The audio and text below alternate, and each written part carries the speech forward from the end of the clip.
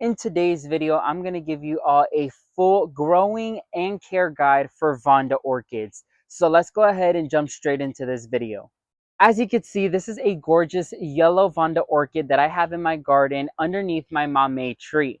This orchid was gifted to me for my birthday, and ever since it has been blooming its head off.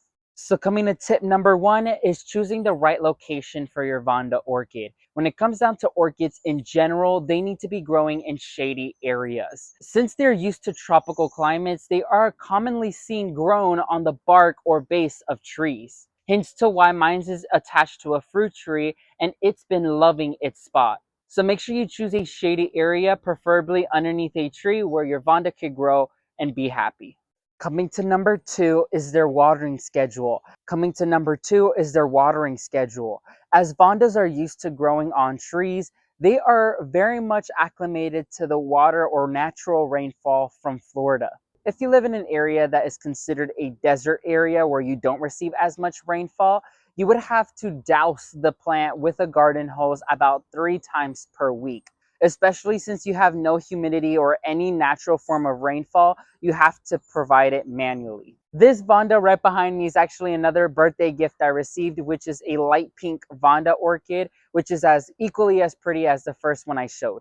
Coming to number three is their feeding. When it comes down to Vandas, just like any other orchid out there, you have to feed them by the roots, as the roots is what absorbs all of their nutrients. Although Vandas are not a plant that you have to constantly feed because they're not heavy feeders at all, I do recommend at least once every season to give them a good liquid fertilizer so they can have that supplemental nutrients. This Vanda right next to me is actually a Vanda that I saved because I purchased it from, I believe, Lowe's or Home Depot, and it did not have any roots at all. I technically bought a dead Vanda, but thanks to the help of my neighbor, we actually managed to get lots of healthy roots on it, and ever since it's been attaching itself to this tree, the ice cream bean tree, and it has just been taking off in growth, so I can't wait to have flowers from this one.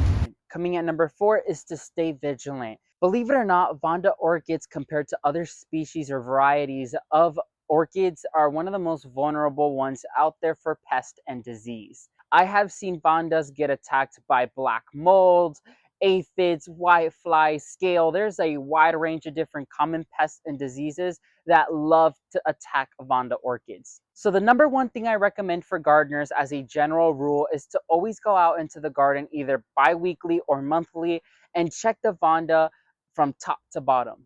And that's important because if you catch any early signs of pest or disease, you will be able to take immediate action and limit the amount of damage your plant goes through. I would always recommend neem oil as it's an effective plant-based solution, but use whatever you have on hand and is easy for you to use. And finally, coming to number five is their maintenance. When it comes down to Vanda orchids, they tend to multiply like crazy. And the easiest way to clean them up is by chopping up your Vanda in multiple different pieces. This is also known to divide the Vandas in multiple different plants. Now, I was really hesitant in doing this because I felt like I was going to kill my Vanda, but I've already divided this Vanda once and I gave a piece to my neighbor.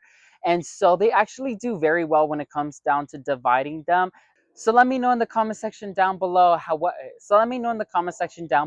you grown Vanda orchids? What color is it? And what is your experience like? Make sure to leave a like underneath this video. Subscribe to the channel if you aren't already. We are on our way to 10,000 subscribers, so help me to reach that goal by cultivating that subscribe button. Make sure to turn on the notification bell so you get notified when I release a new video. And as always, thank you all so much for watching. May God bless you and your entire family, and never forget to grow big, ultimate gardeners. Bye, everyone.